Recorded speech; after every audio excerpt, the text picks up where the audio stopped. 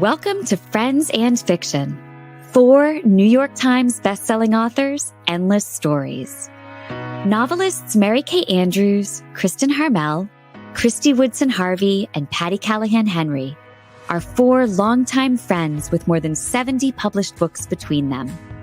Together, they host Friends and Fiction, with author interviews and fascinating insider talk about publishing and writing, to highlight and support independent bookstores. They discuss the books they've written, the books they're reading now, and the art of storytelling. If you love books and you're curious about the writing world, you're in the right place.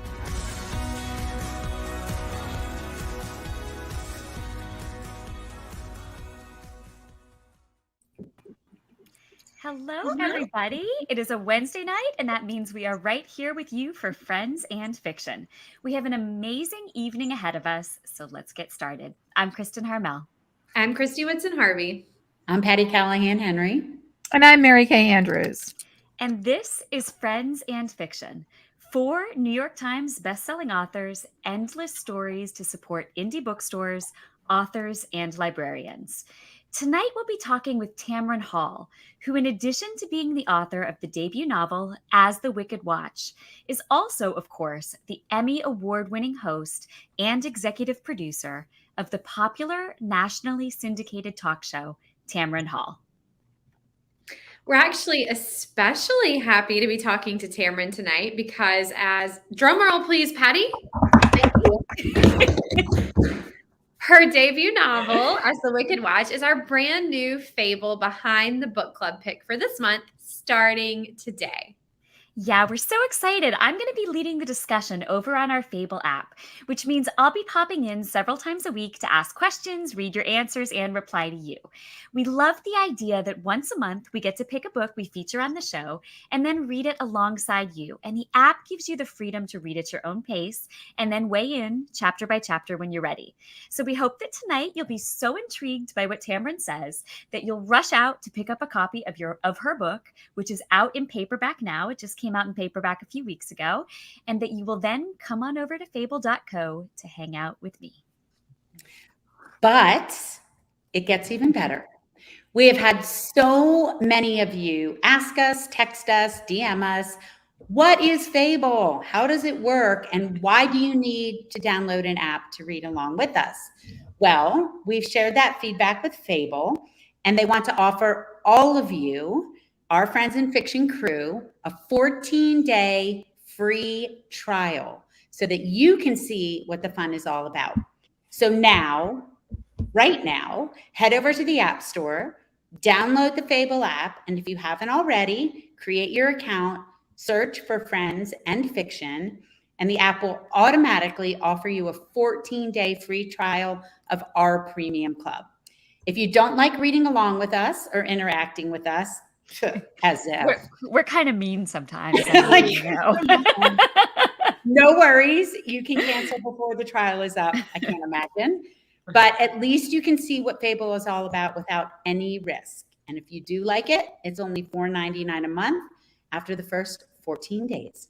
And don't forget, as you know, we continue to encourage you to support independent booksellers when and where you can.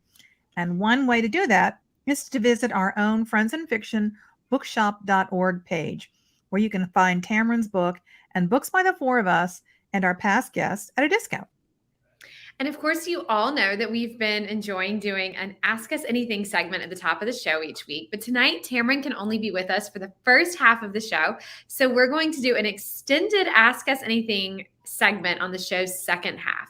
So if you have a question for the 4 of us, feel free to drop it in the comments now, because we'll be taking a live question or 2 from you in just a little while. All right, ladies, let's get to our guest for the evening. Tamron Hall is an accomplished and award-winning journalist who hosts and executive produces the nationally syndicated daytime talk show, Tamron Hall. So we're not nervous with a Emmy Award-winning daytime talk show host. I can see judging us. Oh no! Yeah, It's basically just like us. It's just yeah. I mean, we're kind of same. So Tamron was also a part of the NBC News team as a co-host on the third hour of NBC's Today Show and the anchor of MSNBC Live with Tamron Hall. She has hosted several special reports for MSNBC and NBC News, and she served as a correspondent for the NBC News special, The Inauguration of Barack Obama, which won an Emmy for outstanding live coverage in October of 2010. Tamron received an Edgar R. Murrow Award in 2015 for her segment on domestic violence as part of today's Shine a Light series. She also brought her signature reporting style to the Guns on Campus Tamron Hall Investigates special, which explored the importance of securing one's personal safety on public property.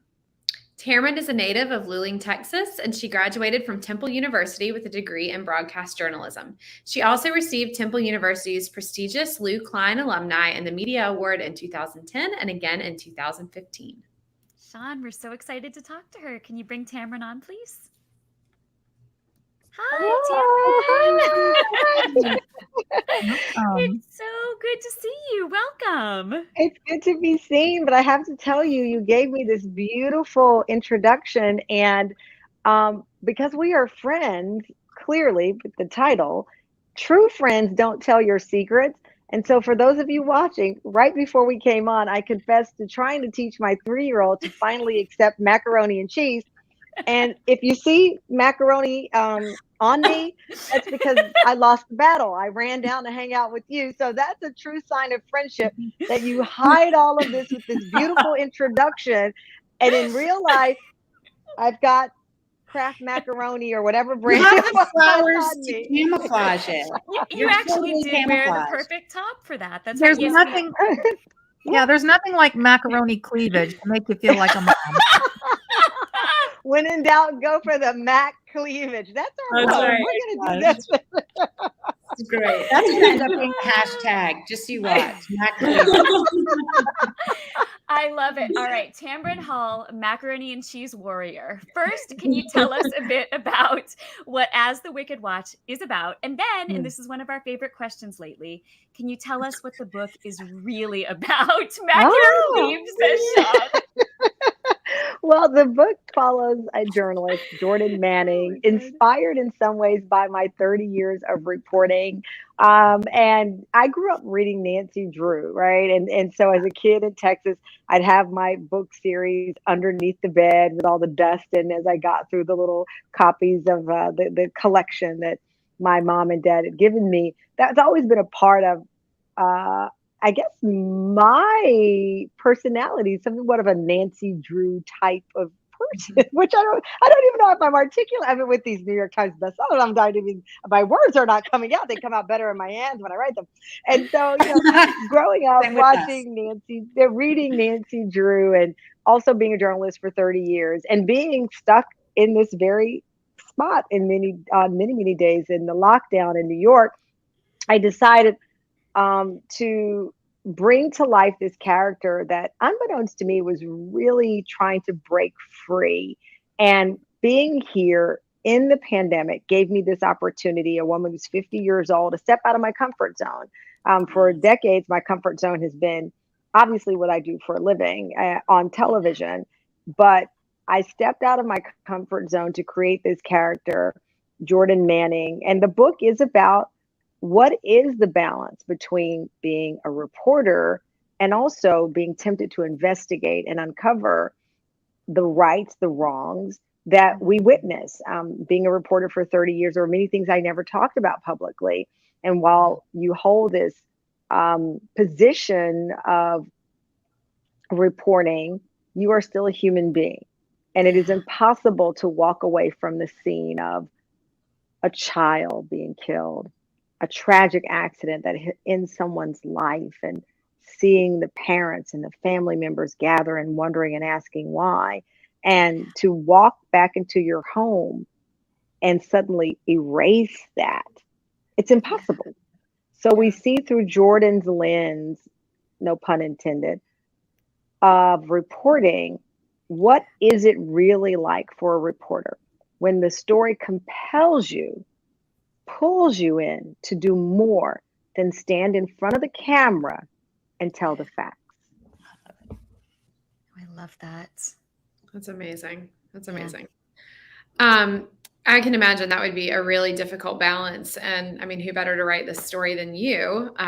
But As the Wicked Watch is, of course, a fast-paced crime novel, but it's also a statement on society, specifically the way that often when people of color go missing, their cases don't receive the same kind of media attention. So in fact, I would really love to read a quick comment to you from our amazing book club leader, Lisa Harrison, who calls herself a forever member of the Tam fam. Lisa says, as a woman of color originally from Chicago, I felt like we had so much in common. I want to thank Tamron for shining a light on the differences in how criminal cases are handled by the media, police, etc., depending on race, gender, sexual orientation, and other characteristics of the victims. In the African American community and communities of people of color, we hear about these horrific crimes. And when you turn on the news, there's nothing reported. Tamron, we love Lisa. We are a forever member of the Lisa fam. Yeah, we are.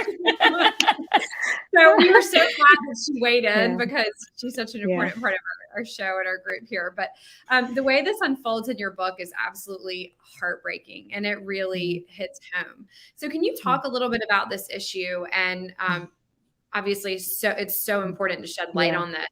And can you just expound upon that a little bit? Of course I can. You know, so honestly, the storyline follows the disappearance of a young African American girl, and whether or not there's a serial killer on the loose in Chicago. The story, though, was inspired by the disappearance and ultimately the deaths of two girls. One happened to be a Black girl in Chicago, the other a young white girl of the same age in Texas. I was a reporter in Texas, and one of the last assignments I had was this disappearance of a young girl and her brother. And it affected me in a way that honestly I never recognized and never dealt with until writing this novel. I remember receiving her kindergarten picture when she disappeared, and you've watched the news and we've all seen disappearances, and you know, there's a photo that they use and have you seen this child? And one of the things I'll tell you just a little bit, one beat back from that. I was the first reporter on the scene when the Amber Alert went missing. Oh my! I saw her gosh. bike. I saw her bike where it laid where she was last standing. I arrived there with the cameraman that I was with covering this story much later.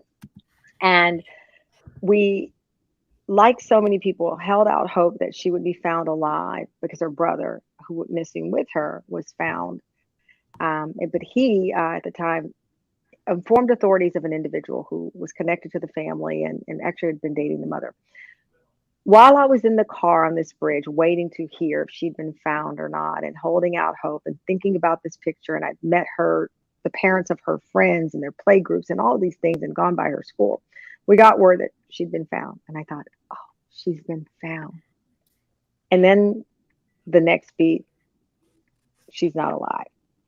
The camera person I was working with at the time said, I walked out of the car and he said it was as if I had gone into a trance. I don't even remember it. But what I now know at that time was that I knew her. You can't walk with her picture and talk with her friends and not know this child. Fast forward, the same year I'm in Chicago, a child goes missing, and she is Black, and I know her. I have her picture. I'm reporting. I'm saying her name. I'm talking about her. But the case unfolded in a very different way. And I saw in real time good people make bad decisions on which mattered more and which should be the headline. And I saw this theme throughout my career. And we've all seen it, right? We've all seen it. And it's not just race, it's socioeconomic. John Benet Ramsey, how many times did we hear her mansion that the parents lived in, and these beautiful pictures of her in the pageants, which we know cost a lot of money, and the emphasis put on that. And thus the value of that story became even more important. And so this story unfolds with Jordan now on the scene of a disappearance in Chicago, investigating the story and wondering why her colleagues, friends of hers in the newsroom, good journalists, aren't conveying the urgency of the moment, don't care or don't seem to care. So that's the journey of the story. I just completed the second in this series, and since we're friends, I can share that Jordan is now in this second book. Once you read and you'll follow her career, because as a reporter, you don't pick your story, right? You go in, you learn your assignment that day, and now Jordan is investigating the disappearance of a woman who happens to be white, who happens to be a mom, who's very different from Jordan. Jordan, as you will see, is single. She's dating. She's wondering, how can you love work and love a guy? And she's got all kinds of juice things happening in her personal life. I'm not saying if that was inspired by my life. I have my ring on. I'm just saying there wasn't always a ring. So there's dating and there's juggling and all of these things in her life. But now in this second book, as part of the series, she's investigating the disappearance of a mom who's very different from her. And will she be compelled to follow the leads and do more, as she has been compelled in this first case? So we just see a glimpse of not black and white as much as it is what happens when the journalist goes home, what happens in the mind, what happens when you want to do more. And that's what we see here with this story. And again, the journey of a woman at a certain age. She's in her 30s. She's in her career. She loves her job, but she goes home alone. And she wakes up with red wine on the side of the bed. Not that that's a bad thing. I might do that tonight. But, you wake up with a red wine glass on the side of the bed and you wonder, what's it all about? What does it all mean? Tamron, you gave me, talking about those stories and about those children, it gave me head to toe goosebumps, because for you to be involved in that and live through that as what is supposed to be a detached journalist, and then not thinking about some of that until you write fiction, it's almost like you were digging into it when you were able to make it fictional, is astounding. And I think when people first heard you wrote a book, the expectation was that it would be a memoir or a book about current events. But instead, you just wrote a really compelling novel. So I want you to talk to us, if you will, a little bit about why you took this slightly more unexpected route, especially when you probably had some dirt to spill. Maybe some, but why well, listen, I said, I said, my memoir involves some of the living, so I might wait. But I've always, I don't consider myself a rebel despite my multiple tattoos, but I've always tried to follow my path of authenticity and do what I want. And of course, people approached about a memoir after leaving the Today Show and the way it all played out and things that subsequently happened. I mean, Harvey Weinstein was the first person to approach about a national talk show. What was it like to be in a room with a Harvey Weinstein? I could write the book on that, but I felt, and it would be beauty books. There were all kinds of books that come into play and discussion. And those books will come at the time. But for me, this was so much about stepping out of my comfort zone at this very uncertain time in all of our lives. We're all wondering about our health, our families, our jobs, all of this mysterious illness that's plaguing the world. And we're inside. And I felt like, well, if this is it, I kind of want to do what I want to do even more. I sat and started to write this book. And then I started to think about my life as a 48-year-old first-time mom. The People magazine headline said, "Miracle baby." I just thought I was having a baby. I didn't know it was a miracle. I named him Moses. There you have it. But a lot of things in my life came much later, and it came after stepping out of my comfort zone. And so for me, as I keep saying, now being, and I can't even believe I'm a few weeks from my 52nd birthday, according to Wikipedia. We can go in and change that if you'd like. I know, right? I do know someone. You have friends, wink, wink, who know, so we can get this done. I think it's possible. Friends who know fiction. That's fiction they're selling out there. That's exactly right. There you go. Friends who know. We're going to change the show name. Oh my gosh. I like it. Friends who know fiction. But being a certain age, I said, I'm going to do this. I don't know all the beats. I won't pretend that I am studied in fiction or how to write a crime novel, but I went to what I do know. And I know what Jordan felt like being at a vigil the night that a child has gone missing or a child has been found dead. I've been there. So I Yeah. could use my personal experience as a journalist, as a reporter, as a family member who lost my sister in a murder that's gone unsolved. I Yeah. can use those real feelings and also bring in what I've witnessed, right? Are we a witness of life or participant? Sometimes we're both. And I've witnessed other women in the business and witnessed the struggle to get to the network level and what that entails and the sacrifices of family and friends and all those things while Yeah. loving your job. So I brought in what I was a participant of, but also what I witnessed in constructing this storyline inspired by real things. But with Jordan, to your point, I had an opportunity to do things I couldn't have ever done. She is much more aggressive and bold and she speaks up for herself. While I like to believe at this point in my career I'm more confident and I can speak up for myself and take the heat. And I just told someone today in a conversation, I will no longer apologize for leading my show, right? And so Yeah. that took me Oh, 52 repeat years to that. say that. Yeah. That took me, listen, it took me 52 years. I need to write it on my arm to remind myself of it. But I'm no longer apologizing for being a leader in the workplace. But when I Yeah. was 27, I laughed at jokes that weren't funny at my expense. I shrunk myself down.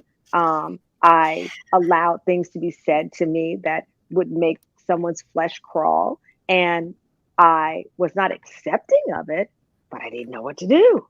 Yeah. Jordan knows what to say. That's the pleasure, the joy of fiction. I can rewrite history through her lens and give her power that I had, but as Dorothy Gale, Wizard of Oz, I didn't know I was there all along. And so she You gets to gave do Yeah. that. Jordan your stronger self. Like you Yeah, gave your stronger self to Jordan. absolutely. And I Yeah. gave it, that's exactly And right. in And so turn we gave it see back that. to you. Yeah. Yeah, yeah. Yeah. She at a critical time when all of us felt weak and helpless, right? None of us we turned on the news and we didn't know. So I think the Yeah. timing of the birth of As the Wicked Watch and the birth of Jordan and what I hope is the continuation of her um, could not have happened, I believe, if we were not in that time. So that's why now, and that's why this type of book. Yeah. Right. Absolutely. Great answer. You know, Tamron, you just mentioned your own sister's tragedy, and we know that she was murdered in 2004, and it's still never been solved. And we're sorry. We're so sorry about that. But so much of your career has been about shining light on tragic loss, from your Deadline crime series to your talk show now. It seems to me that you're not afraid to go to those dark places Yeah. in your journalism, but you have the ability to do that with compassion and empathy. And I think that's one of the things that makes this book so deeply affecting too. Could you talk to us a little about it, if you don't mind, about how the loss of your sister helped shape the past 18 years of your life and your career? It's thank you for first of all thoughtfully asking and understanding how it is. It is a my answer is a living, breathing thing. Some days I can get through an answer, some days I can't, and I can tell you that my decision to talk about my sister publicly and her death was one that was made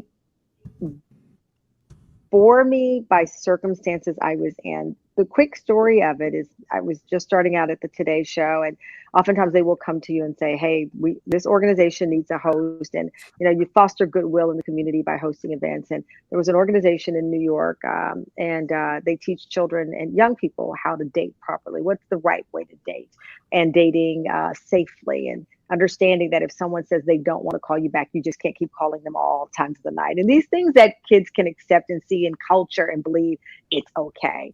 And I was at this event and there were a number of young women. And what I mean by young is 15, 16, 17, telling horrific stories of dating abuse, brutal stories. And I felt as the host, there I am, I'm being Tamron Hall. I've got my blazer on and I'm standing there and listening to their stories one after the other and realizing that I was robbing them. Because in a sense, I'm listening to their stories, but I am not telling my truth. we in the South have this saying, fair exchange, no robbery. And what we mean by that is if you sit down with somebody and you're saying, my husband is terrible and he did this, and they're just listening and they're not telling you what's going on in their life, it's not a fair exchange. If I I'm love telling that. you, so somebody's being robbed here. And so I was listening to them, but I was not fairly exchanging my truth. And at that moment, I got up to the mic and I said, my sister was murdered. We don't know what happened, but I do know one night in my home, I kicked her out because she wouldn't kick him out. At the time, I thought I was inspiring her and giving her tough love to shut it down and why don't you leave? Things we know now you never say. I didn't know at the time. And it cost us precious time together. I thank God that we mended that break, but soon after she died. And in this story, I was able to give life to some of those feelings of pain and the absence of a loved one and what that means. With this case, my sister's story didn't become a national conversation until I became a national news figure. But with this case, with Pamela and the disappearance of Macy, her daughter, it's instantly national. So you're trying to deal with your loved one being judged. And my sister had struggles in her past. And part of the reason I did not want to talk about what happened to her, because I didn't want people to say, oh, hey, wait a minute, didn't she have a substance abuse issue at one time? Didn't she have this? And make that her story. And we see that in the novel where suddenly if someone becomes missing, it's, oh, she was a prostitute, or where was she, or what was she doing, or what did she do to deserve that? What was she wearing? All of those things. And so that's where that was inspired. Truly was in the initial and early days of me discussing my sister, my worry and fear that her worst days would define her. And people would look for reasons of why this happened to her versus it should never happen to anyone. So we put that in the story with my editors. And it was, it was like a little therapy session, honestly, because it was inspired by the judgment I feared my sister would encounter the minute I spoke what happened to her. Wow. That's so powerful. And that was something I felt so much in the pages of this book too. I think you spoke to that issue so well, that idea of the instinct for victim shaming, right? Like that, it was just beautifully done. And I think there's something amazing when you're able to harness things you've felt and things you've gone through and things you've experienced and put them into a debut novel like this. I mean, I think it feels so much more personal, and even hearing you talk about it now is just enriching my experience with the novel. I'm just so impressed. And that's because I recognize, as I said, this is not my world. I can write a news story, I can read a news story, but this is out of my lane. This is not my wheelhouse. So the I don't think mechanics. You can say that anymore. That's so true. You can't. That's right. Well, you're writing and you're thinking, oh God, James Patterson would never do that. You're going through these, you're measuring yourself by these people who've done it way better. And so I thought, okay, I know there are rules to this, and there are things that I should know, and there are beats, and there are things that you study in any craft to become better at it, as I've done in my journalism career. But I was able to throw caution at the wind, because it's what's going to happen. We're all locked inside. Who's going to judge me, right? And so I thought, let me just pull from, again, the witness in all of our lives and the participant in all of our lives. And we play the role in both. And so I pull those into the story. I read it now, and I can tell the days that my son was hanging out in my room, and I'm like, oh, I should have kicked that kid out sooner. That's hilarious. And I can read the pages where I was comfortably outside with a cup of coffee and just getting in my zone. And so the second book in the series is far more refined and the textures and the riches, but I'm also, and none of us are under the weight of believing that the world was ending, which again, I cannot stress it up, was the space I was in with the book. So it was liberating to have that fear in some ways, but now that the waters have calmed, in the world in that respect, because we obviously know many other things are going on from Ukraine into anything else. But in that respect, the waters have come where we can leave out of our homes and socialize with our friends. It gave me a different beat, a different texture to her story, which is why in the second book, she does travel and she's out because now in my Ah. mind, I'm not locked in. And so I guess that also tapped into something. So Jordan travels out of her lane. Well, and I want to ask you about that writing during the pandemic. But first, I do have to say, take it from the four of us. We've written between us more than 70 books, and we all think you are one of us. Like you did I mean, this is, you were just, you might feel like it was not a seamless process or it didn't come across seamlessly, but we do not feel that way. It was very well executed and very well written. And we're so happy to have you join. Yeah. Your editor is a friend of all of ours. So Carrie, yeah.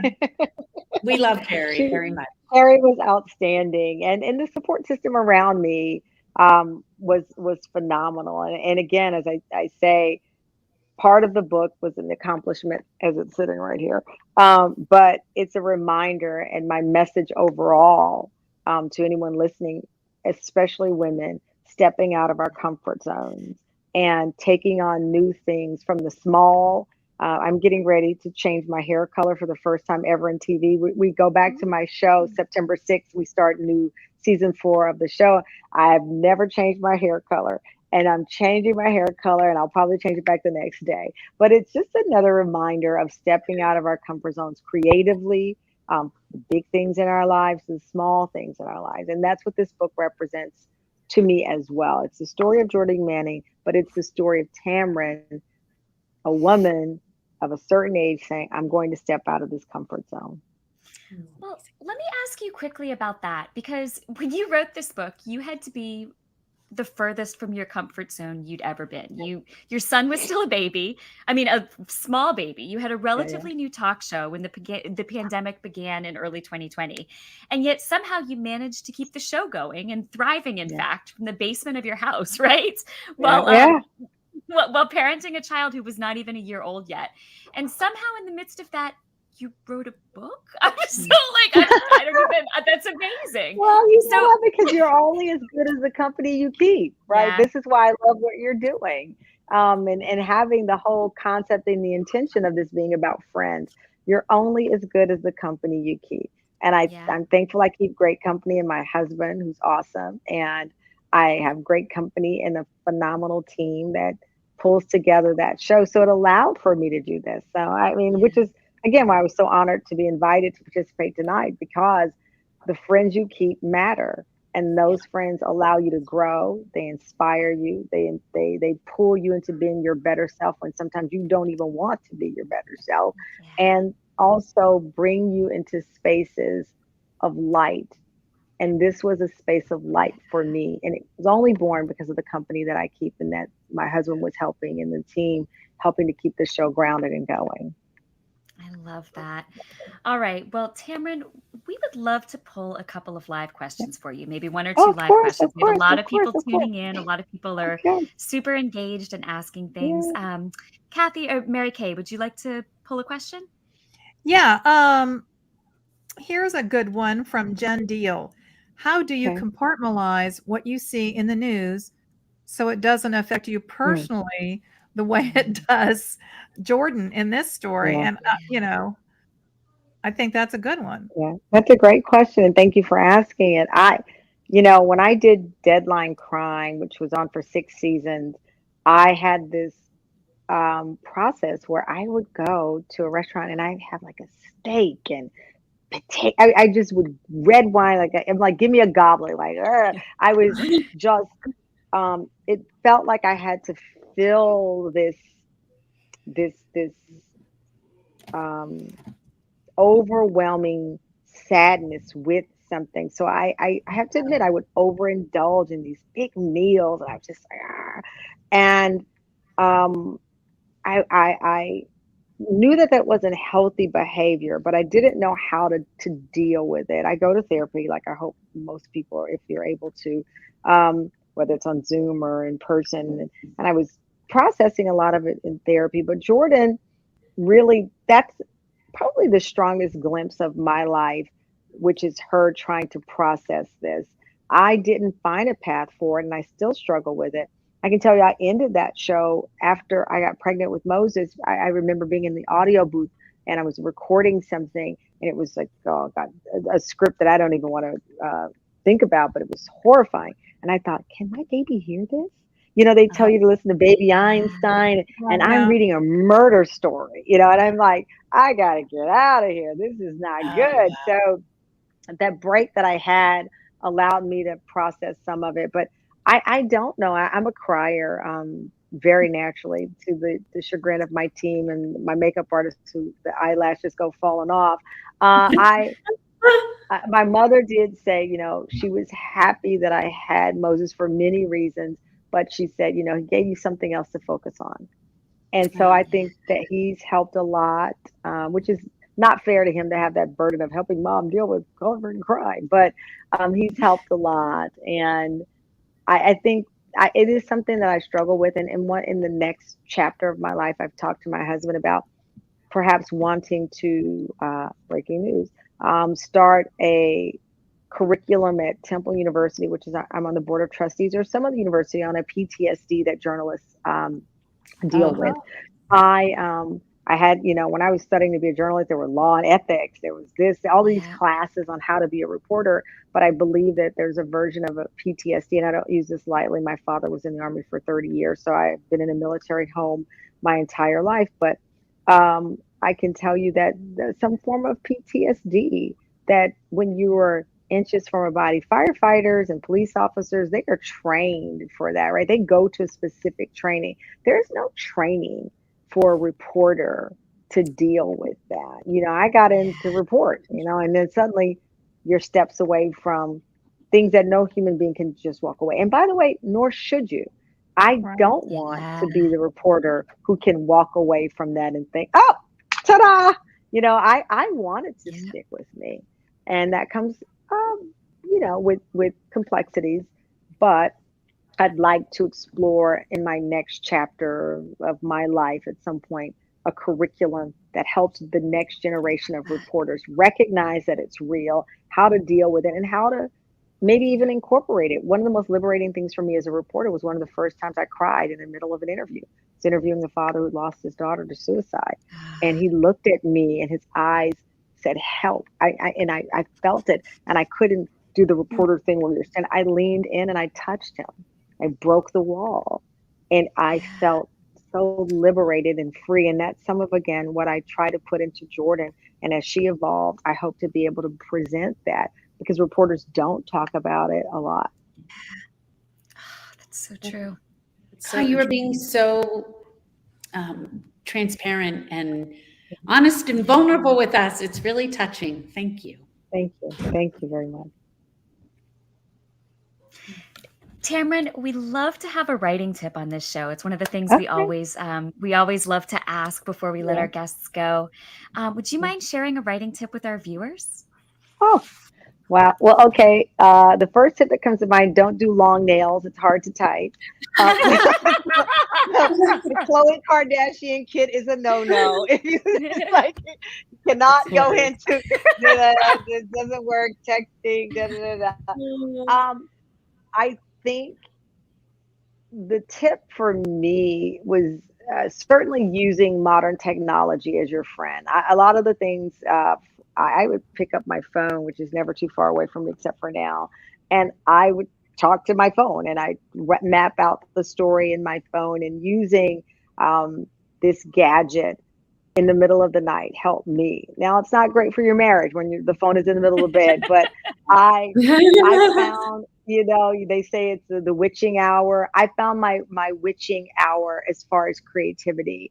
And so I think for me, because it's not my world and it's out of the zone of which I operate, for writers, don't restrict yourself by rules, right? And you can apply that to anything in life, but don't find yourself following the template.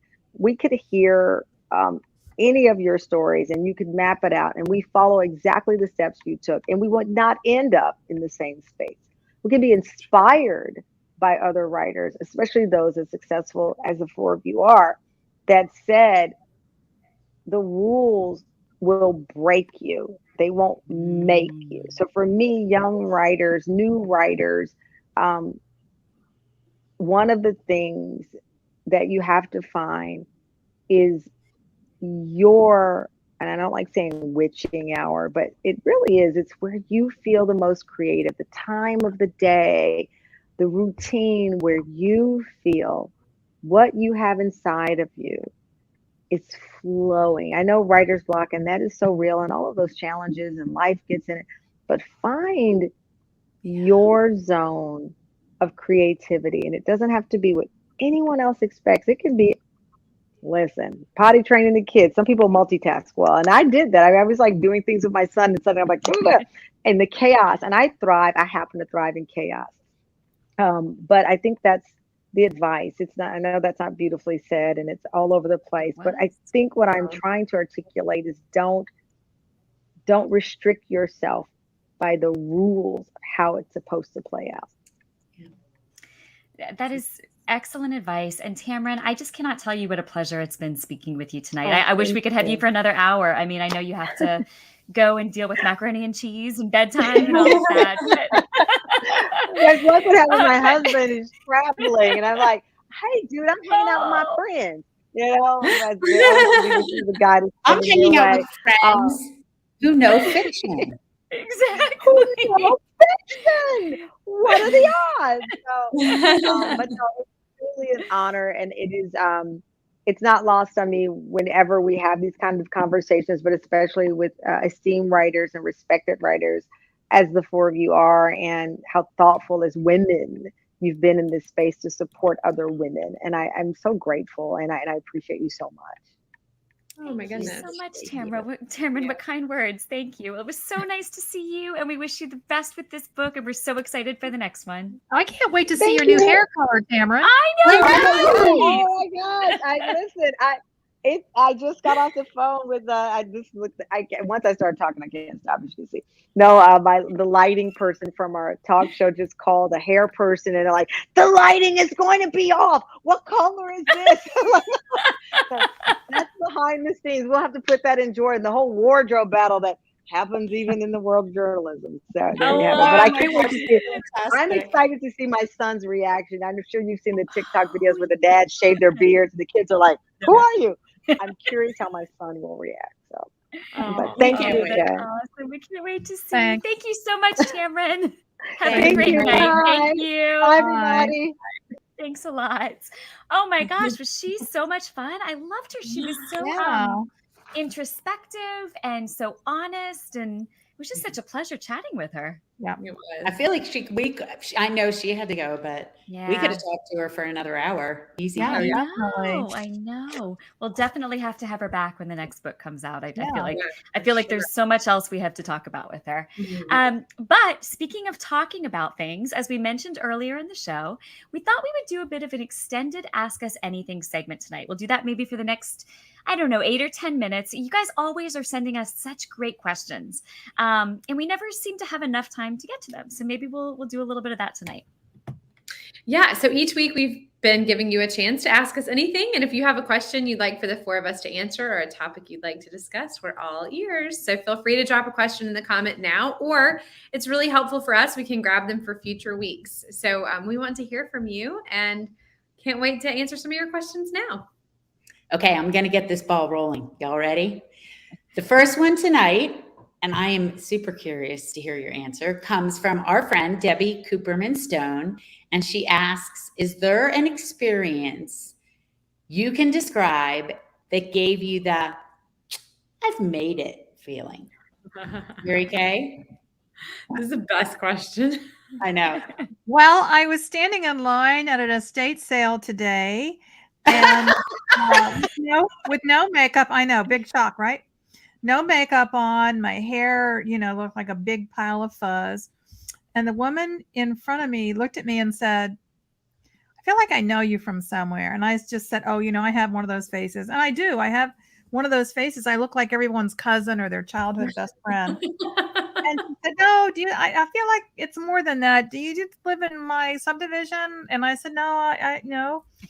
And finally she goes, are you Mary Kay Andrews? I wanted to say, no, Mary Kay Andrews is not wearing a dirty T-shirt and no makeup.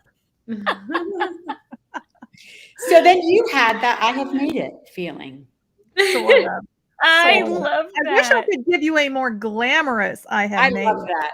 I love that. How about you, Kristen? It's interesting because there are some days that something will happen, like I'll be on the front page of a newspaper in Israel, and I'm like, oh my gosh, like whose life am I living?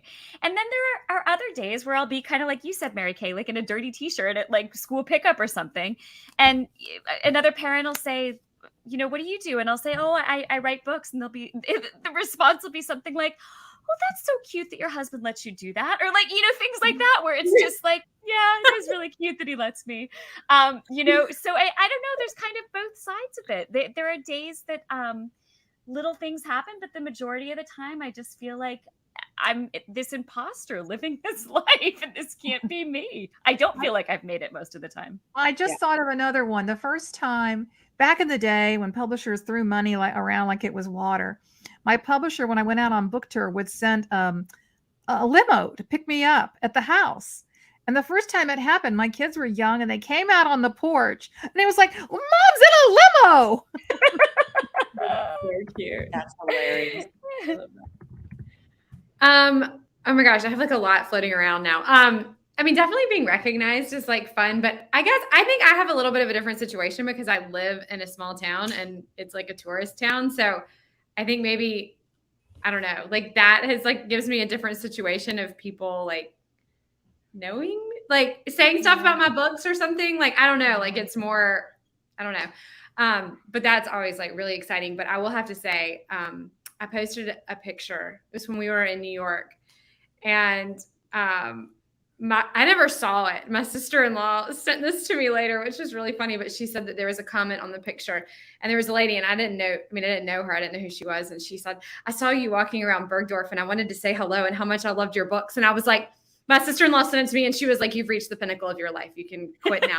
Nothing bad is going to happen to you ever again. I was like, oh my gosh, this is like really, really cool. But again, on the flip side of that, Kristen, most of the time, I feel like people think that I'm like, scribbling in my notebook and like taking my pages to Kinko's. So yes, same. I know it's a real brief glimmers of, oh my gosh, that's so cool. But I mean, I think we would probably all have to say too, like being on a stage like together and having a crowd that comes out to see us, and you've made it, but it's like such gratitude for me because of all of the times that you go somewhere or have gone somewhere and there were like 3 people and you're like, oh God, like, I don't know if I can do this again. Completely. I feel like I'm waiting for I have made it. Like, I've made it. That's it. I've made it. But I can tell you the very first time I thought I did, but I really didn't. It was when I was in carpool. And I mean, most of you know, I'm a grandma, and my oldest daughter has 2 darling babies, and she's 30 now. And she was in preschool and I was in carpool line, and I got the call on my flip phone that I had my first publishing offer from a publishing house. And it was Penguin. And before it was even Penguin Random House.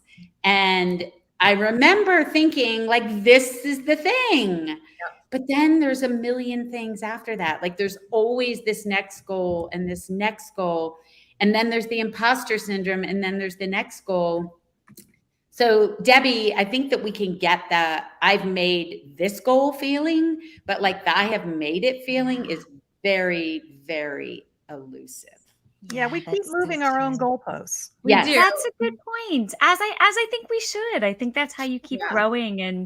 And I think when the moment you get too complacent and think like, everyone loves me, I've made it. Like, it's just that's. Oh, can you imagine even thinking that? Like, I mean, I pretty much do that every day, eating caviar and drinking nice champagne. When Tamron was like, oh, I didn't really know what I was doing, and I kind of feel like maybe I'm like, I still, Yeah. I'm like, Still what feel am, like that. what am I doing here? Like, Yeah, and I know we talk about this all the time, but literally every book, I'm like, this is a book where they figure out that I can't actually do this. I feel And like it's that all- every single time. It's all over.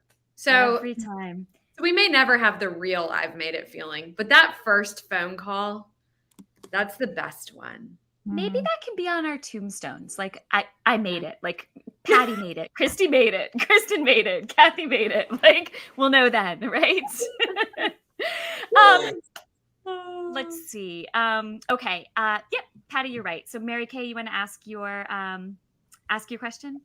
Yeah, Brielle Petretti Bleeker asked, besides having a thick skin and being prepared for rejection, what do you wish you knew then that you know now about querying?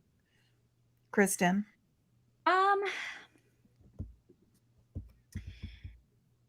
That it's something that I wish I knew about, that I've had to learn about life too, is that you don't have to undervalue yourself and take the first offer that comes your way. I have an amazing agent now. My first agent decision wasn't a bad decision, but it wasn't the right decision, because I think I just thought any agent, oh my gosh, this agent wants me. Like, yes, I'm in, and I think I undervalued myself and just didn't read the industry correctly. So I think I wish I had known, don't undervalue yourself. Yeah, mine's kind of similar to that. I get queasy like thinking about this. I really do. I know. I was like, can we skip that one? Yeah. It's so hard. I really felt like I could never make it. I would never get an agent. I would never get an editor because I didn't know anyone in publishing. And I really thought like everyone getting published had like these like connections, or they had friends, or they knew someone, or they somehow, because it just felt so impossible otherwise. And that's obviously not true, because I mean, I didn't know anyone. I got an agent from just a cold query letter. And Kristen, you're the same, right? I mean, I think we all were. Yeah, absolutely. Yeah, I mean, mostly. So, I think that's what I would say if you're like sitting at your house, like thinking, no one knows me and this is never going to work. Like I was in that same boat. So I don't think that's the case now, knowing what I know now, I don't think that's the case. So, yeah. Yeah, I think I would say don't be so eager to accept rejection. I had an agent that I had queried and sent her my my manuscript, my first manuscript, which by the way never got published. And she wrote me back a very thoughtful letter suggesting some changes in it. And I thought, well, that's it. She's telling me I suck. Yeah. She was actually telling me, if you make these changes and send it back to me and resubmit, I think I could sell it. And I didn't know that until I was at a writer's workshop and I had a manuscript evaluation with Sue Grafton. And she said, well, have you started querying? And I said, yeah, but this agent, here's what she said. I had the letter in my purse, along with the hacksaw blade that I carry around. And I showed her, she said, you idiot. This woman wants to represent you. Don't be so eager to accept rejection. Sometimes, and it's hard to know when you're going through it, that a rejection that opens even a glimmer of hope, grab onto that. Yep. Yeah, absolutely. Well, okay, we've got another live question to ask, but before we do that, Patty, did you want to answer? I'm just gonna I'm just gonna repeat you guys. So keep going. We have a great question coming up. Everything y'all said, I'm just gonna go ditto, ditto, ditto, ditto. Okay. So I think Mike's gonna come on for this one. Yeah, Sean. Actually, maybe Sean should come on for this one. Also. I think Sean needs to come on for this one. That's a great idea. Yeah. Great idea. You can take me out because I have no answer to this question. Sean, get up here for this. Come on, one. Sean. Okay. Sean, you're on the stage. So Brenda Gaskell asked me this question, which is so great. So I'm going to turn it around for all of you in a little bit of a different way. But she said, what is your favorite Peloton workout? And what else do you do for exercise? And do you work out when you're on the road for book tour? So I'll answer in a moment, but I'm really interested to hear your replies. Like, what do you exercise? If you do, what do you do?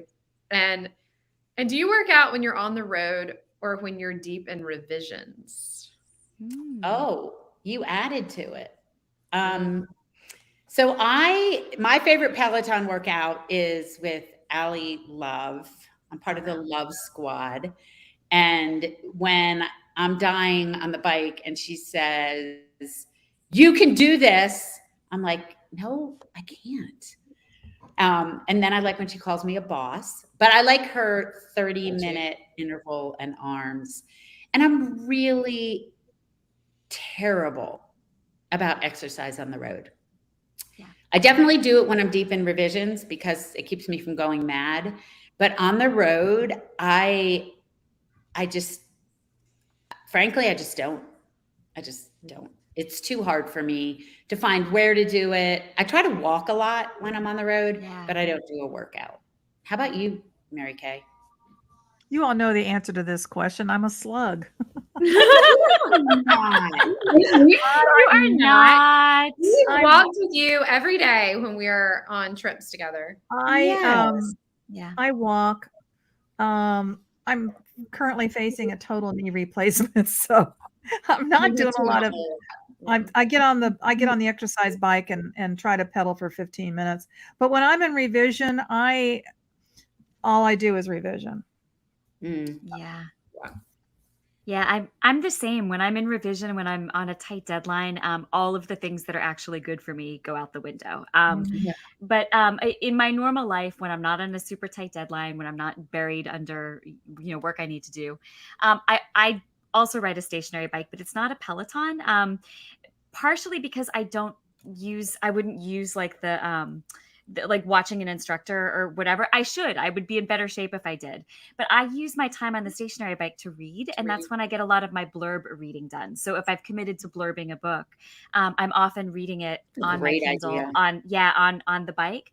And I'm probably not getting as good of a workout as I would otherwise. But you're not sitting still. Yeah. Yes. And I have that wonderful feeling of multitasking. And I always make sure that I'm at least sweating and breathing hard, because then I feel like I'm doing something, like something's happening in my body. Yes, for sure.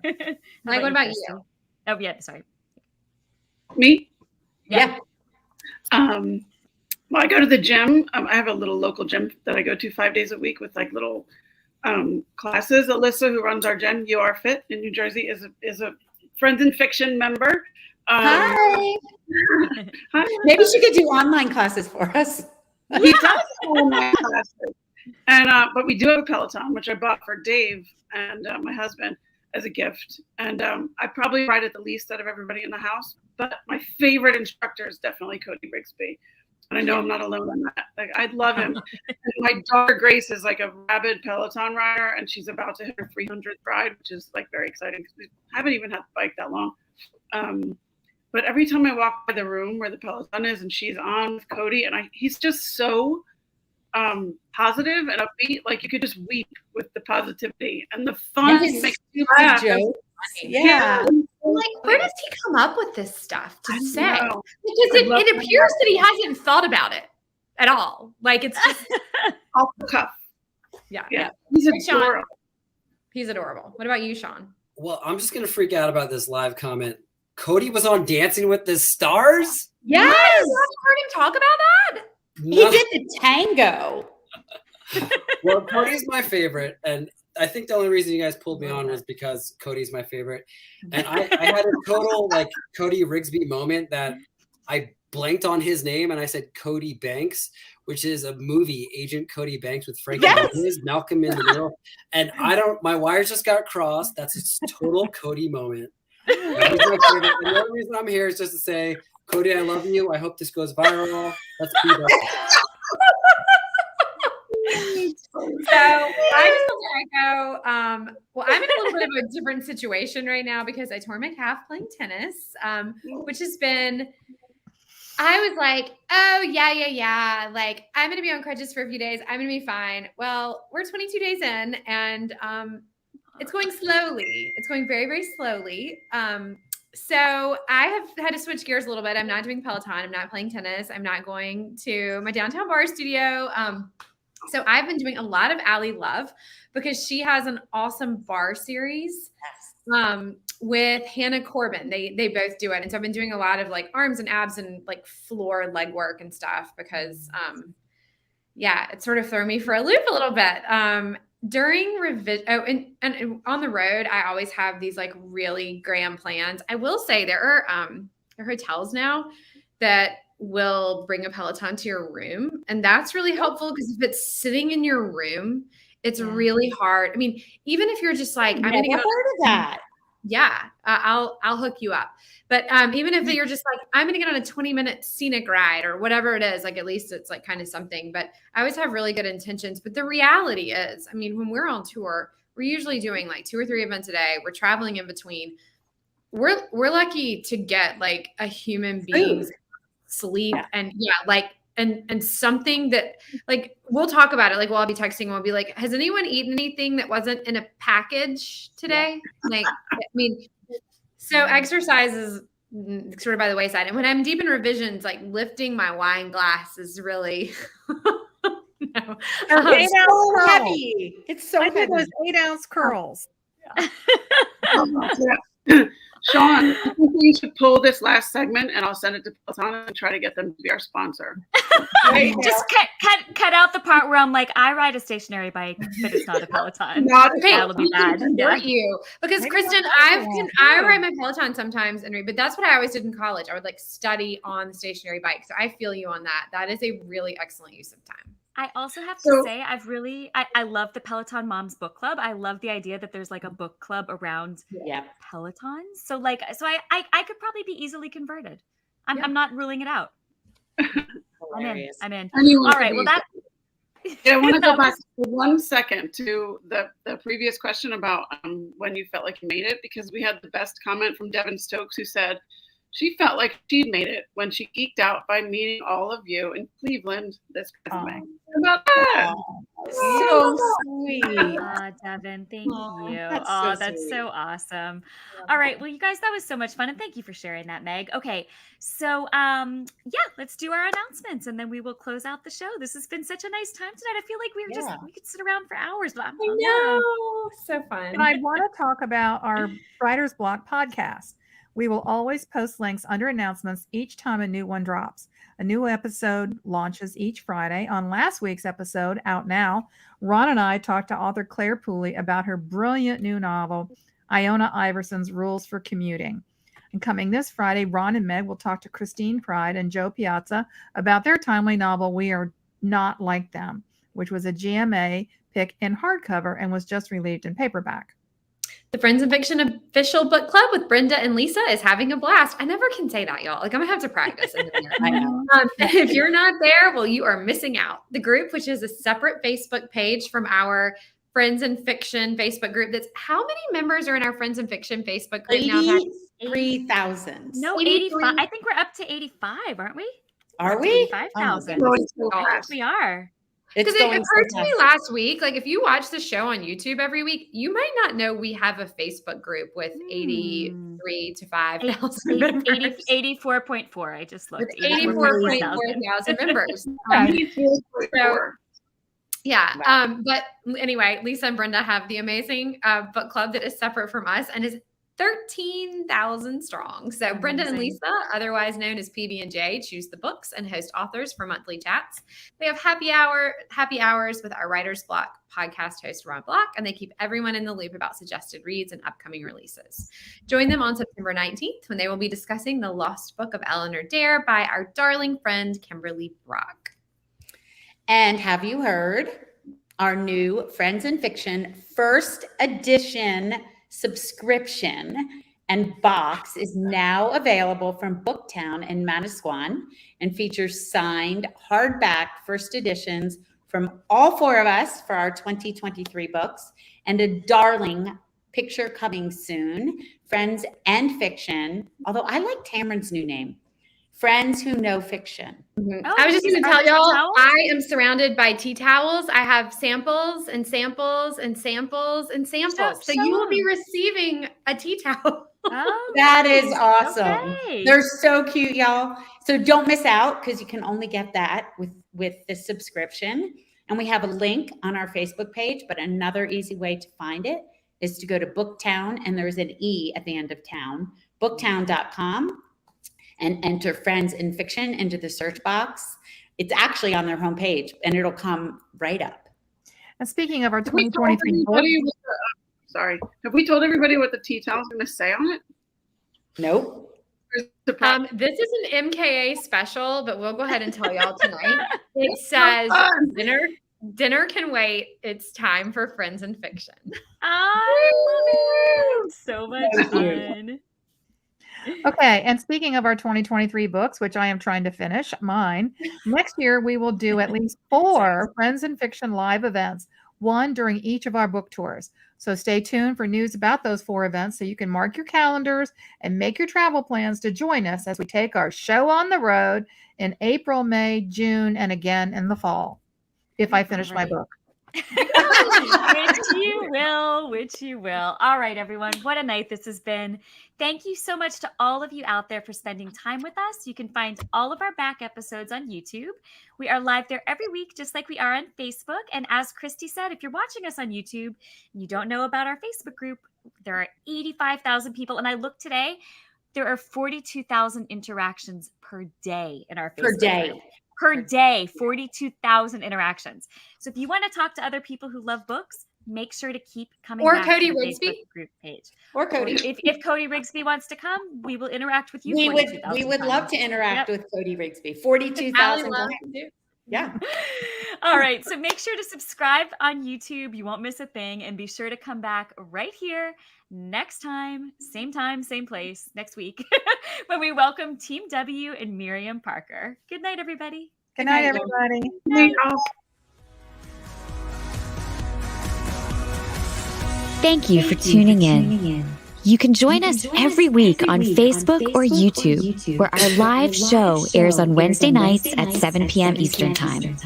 Also, subscribe to our podcast and follow us on Instagram. We're so glad you're here.